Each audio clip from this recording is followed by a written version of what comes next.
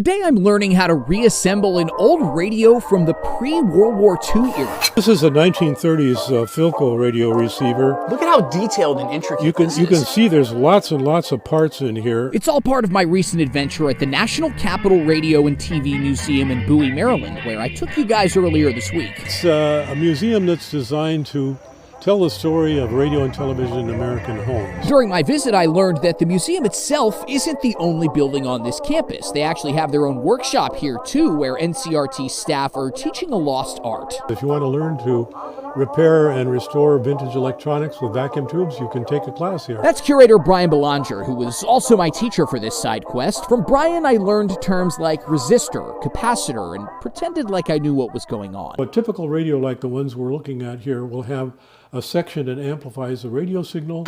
It'll have a detector that separates out the audio, and then you'll have an audio amplifier. And the vacuum tubes can do all of those jobs. Brian says part of the reason they've gotten so good at reassembling old radios and TVs here at NCRT is because the museum doesn't just have the parts. They also have one of the world's most extensive libraries of original operators manuals for these machines. Thousands of pages that date all the way back to the early 1900s. In addition to all over the United States, we've had requests from England, Australia, Italy, Israel, of people restoring old equipment who need help with it. At a museum where their whole mission is to examine the impact of radio and TV on the American public, Brian told me that ensuring these pieces of history continue to work as the years roll by only happens if they pass this skill set on to the next generation. If we don't do it, who will? In Bowie, Matt Kaufax, WTOP News.